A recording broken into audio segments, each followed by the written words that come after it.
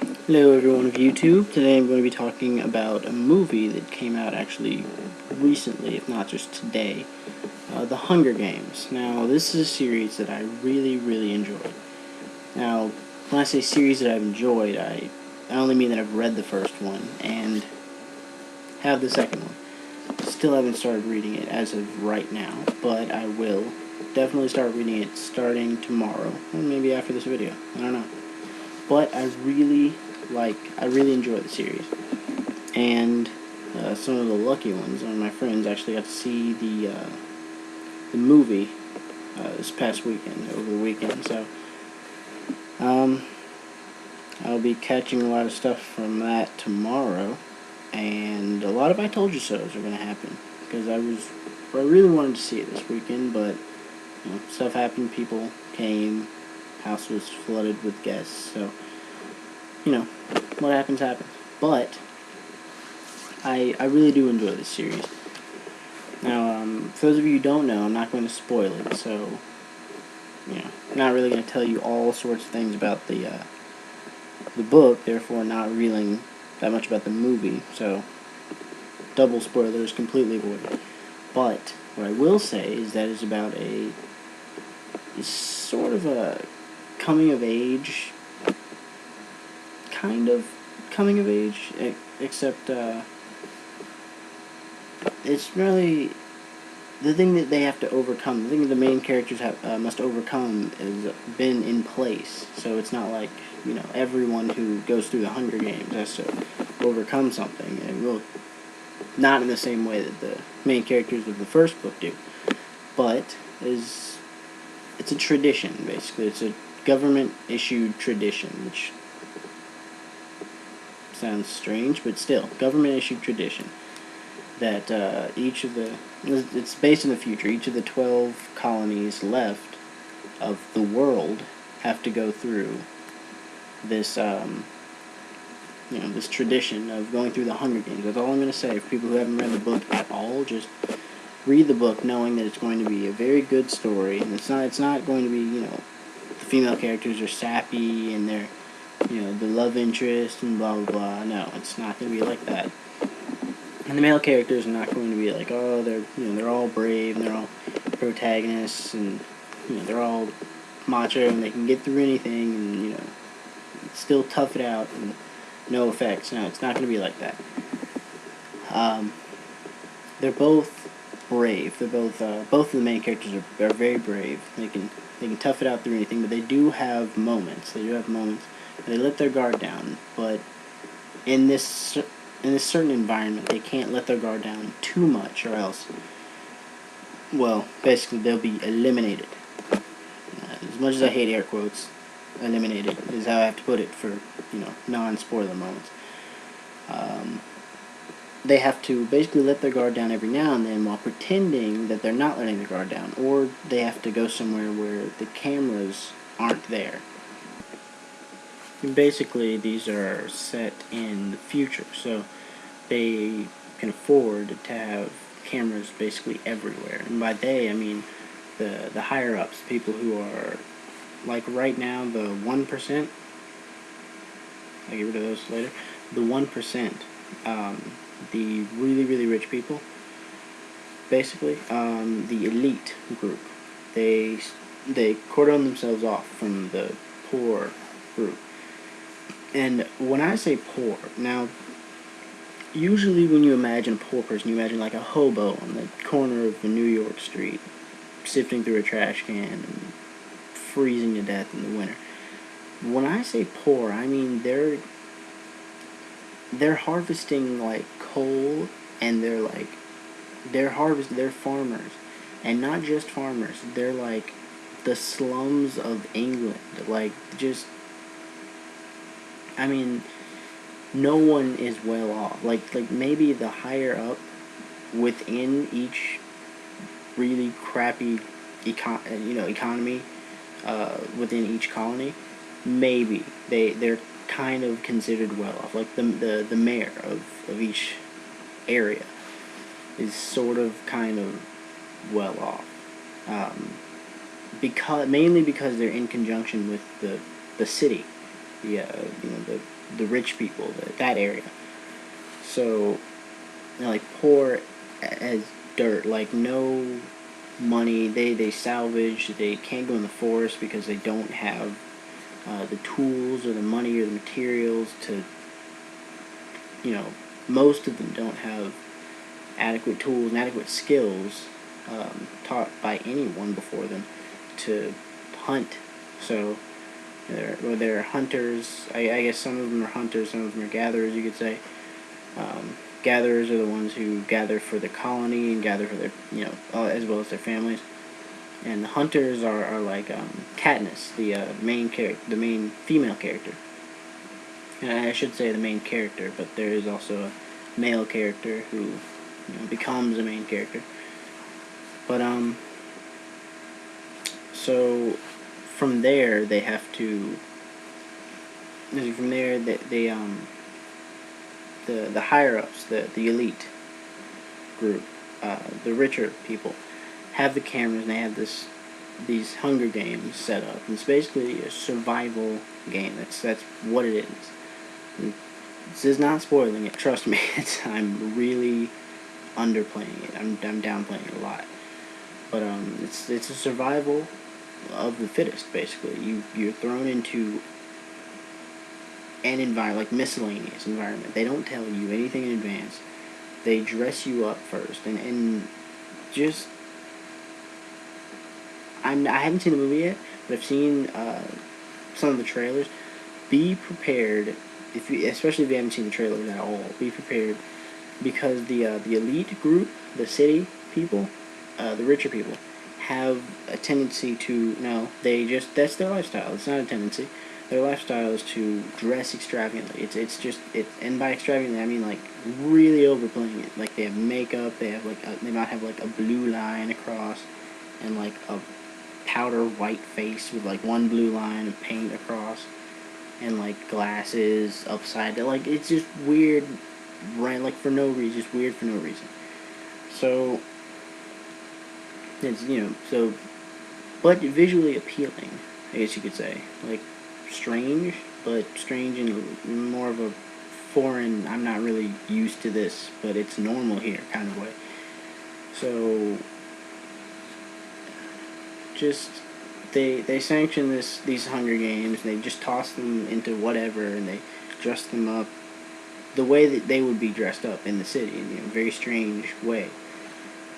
They clean them up. They give them like the best food they've ever had in their life, like food that they've never had. And by never had, I mean like really just they've never had crab, basically. Like they've never had lobster. They've never had stuff other than the generic slop that they can kind of rack together with the little money that they have, that they can scrape together from selling small animals that they find in the woods. So like they go from like bland, tasteless slop to gourmet meals prepared by chefs, and like not necessarily even gourmet meals, just like oatmeal. That like prepared fully, like not just oats from the ground and chew on it. Like fully prepared meals for the first time ever. And so basically it's like death row, basically. They line them up to do the Hunger Games. It's a survival game. And all I'm going to say, and this is a mini spoiler, but this is the only one of them is intended to survive. That's it. One of them. And there's 2 from each colony, 12 colonies. There's 24 people from ages 12 to 16, varied from ages 12 to 16. And it's basically like raffle. The way they pick the names, it's raffle. They pretty much literally, at least in the book, if I remember correctly, they literally spin a thing and they pull out a name on a slip of paper that they wrote and put in there. And they just call the name out within each colony. And these Hunger Games are brutal, and they are broadcast live 24/7 feeds. And just they're in there for days until one is left, and that's it. They pit everyone against each other individually, each and every one of them against each and every one of the other ones. until one is supposed to be left. So, but I can't wait to see that, and I cannot wait to read this and catch up on the actual series, and then I'll go on to Mockingjay, which I still haven't bought yet, but I'll go on to that. And yeah, that's about it. That's all I've got on Hunger Games. This is a 2-subject video. Now, in the Hunger Games section. Now, and this is actually slightly improv, so bear with me, but I'm fluid enough with movies to where I can just transition. Now, another subject that I wanted to talk on was the state of, the state of scary movies. Now, a lot of scary movies are, and okay, I'm gonna start this off with a quote. Now, I'm quoting this from a contributor of that guy, a reviewer on thatguywiththeglasses.com, which I'm an avid fan of. Avid, I don't know how to say that word, but I'm a huge fan of thatguywiththeglasses.com, and I will put a link in the description bar, but for those of you who don't know, it's a huge reviewer site. RPGs, classic gaming, classic / retro gaming, current gaming. Angry Joe is the best for that, I'd say. Movies, like from the 60s forward, basically. Different reviewers do different eras, sort of. Nostalgia Critic is one of my favorites. He does 80s and 90s movies. The occasional, skip forward, the occasional more current movie. He also has another character on there who does current movie. Each time a new movie comes out, he does a quick review of it, a short, 5-minute review of it. So, Spoony, the Spoony one, or Spoony as most people would just call him, does reviews of games, is FMV games, RPGs, and movies, 80s, 90s, in that area. So, he was discussing, within the past couple of weeks, I believe, he was discussing Paranormal Activity 3, and he had seen it.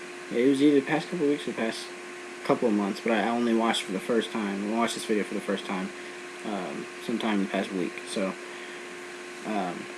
he watched Paranormal Activity 3, and he had done a review of each Paranormal Activity movie, after coming home from the theater, each time, so he'd been doing it since 2009, I believe.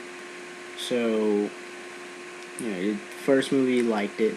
The second movie, he still liked it, but it varied. It wasn't as good as the first one, if only for a few reasons.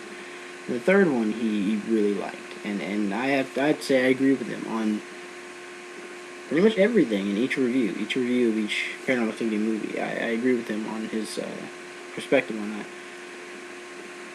So I'm going to start this part out with a quote. It is basically just riffing on what he said. But I'm quoting him. He said, in his review of Paranormal Activity 3, he said that there's a difference between a horror movie and a scary movie. Like, a horror movie could be a slasher, or it could just be a gore that could kind of, make you kind of, uncomfortable watching it. Or they just kind of fail in the gory part and it just becomes a bad movie with a really bad plot and dumb characters who cannot stop talking, stop partying, stop doing drugs and drinking and blah blah blah. Doing stuff that's extremely ignorant that no one in their right mind and in reality would actually do, so it doesn't make it realistic enough to be afraid of. And then there's a scary movie. Now, I agree with his perspective on what makes a scary movie scary, actually genuinely scary. What makes them scary is the small things, the things that you wouldn't think of first when someone says scary. but you're scared by it. Like, for example, he said, small noises around the house, things happening that you can't explain, mainly around the house, small things that happen, like, he had an example of his garage door, it's opening and closing. He didn't realize a button was jammed, and it really freaked him out, because he thought it was, a burglar. He didn't think it was a ghost, but he thought it was a burglar, or, his brother, a family member, just coming home and opening with the button from outside. So, it kept opening, closing, like, randomly, and, freaked him out. And it genuinely freaked me out, too. Small things like houses settling, like being downstairs and hearing the roof creak as if someone was upstairs, and then no one being in the house with you. Those kinds of things, small, scary things. And then there's, like I said, there's horror, which, or like he said, rather, there's horror, which isn't necessarily scary, but it could make for cult classics. It could make for, and not knocking cult classics. There are a few cult classics that I do, as out of the ones that I know, that I do actually like. For example, Evil Dead. Is it scary? No. The second one having more genuine creepy moments, I would say, than the other two, if only for the parts where he's walking around the cabin like anyone would, because you're not going to stay in one spot, because if something gets you, you're trapped. And, basically the house is trying to kill you. What are you going to do? Where are you going to hide? Stay on the move, or be unable to do anything to help yourself. So, there's the Evil Dead trilogy. I'm a huge fan of them. Of those, I'd say. Of those movies. There's movies like the found footage movies. I'm a big fan of those. The main reason why I went to see Paranormal Activity, because I saw from the previews, from the teasers, actually, that it was a found footage movie. And I wanted to see what that was about. So, and Chronicle, while not a scary movie or horror movie or anywhere near that, is, suspenseful at times, and it has great, cinematography. So, there's that. But, one of the main problems that I had was when I found a found footage movie that I loved yet sort of hated. And I wouldn't call this late, because I'm just, referring, and it's just, the movie exists, I'm going to talk about it. So, Cloverfield. I liked it, but at the same time, it wasn't the best movie, and a lot of you would probably be watching saying, duh, of course it's not the best movie, but, I mean, genuinely, it's an okay movie. It's alright. It does things that aren't, how am I gonna put this? It tries to use gimmicky things, and then, gimmicky build up. Like, having the characters be, for the most part, just kind of partying and, like, not completely likable. The cameraman, as funny as he is in reality, like, as a comedian, he's funny. He's genuinely funny. But in this, he's just kind of, the annoying comic foil. The girl that he likes being, like, just the most annoying, snobby, stuck-up girl who would, like, never stoop down to that level. The one that you know is going to die, because if she lives, then that just goes against the code, basically. That's not how that should work. I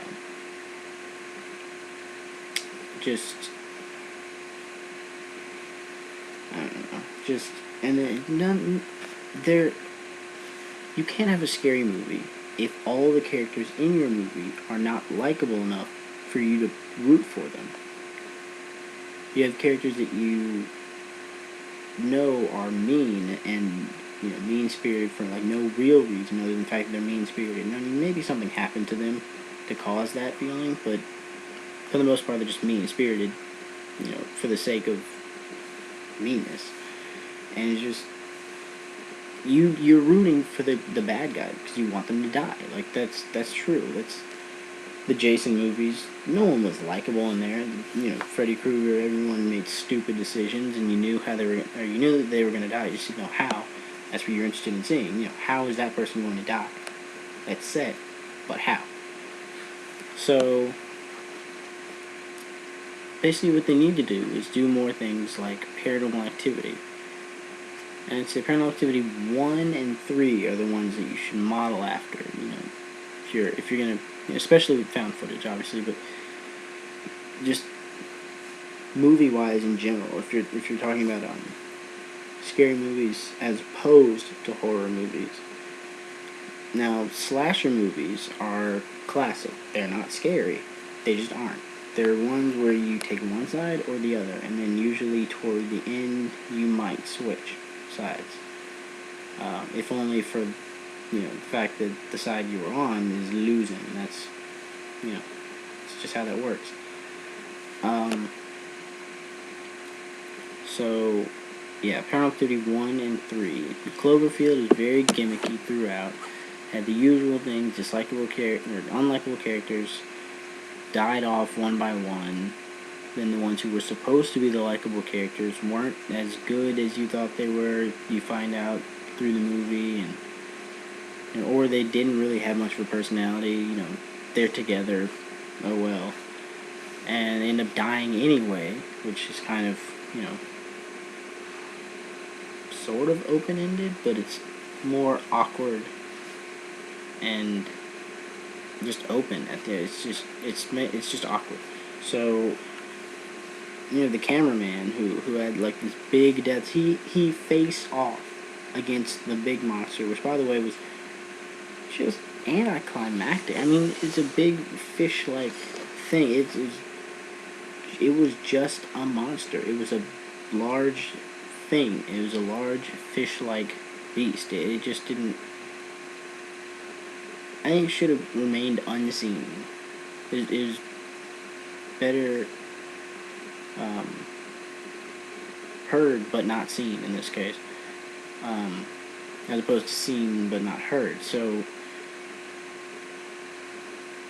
a lot of the times the scarier things that make scary movies as opposed to horror movies are what you can't see, as opposed to what what's obvious, what's right there in front of you. What you can't see, the things behind you have to turn around to see, it provokes fear. So just kind of my 2 cents on that. So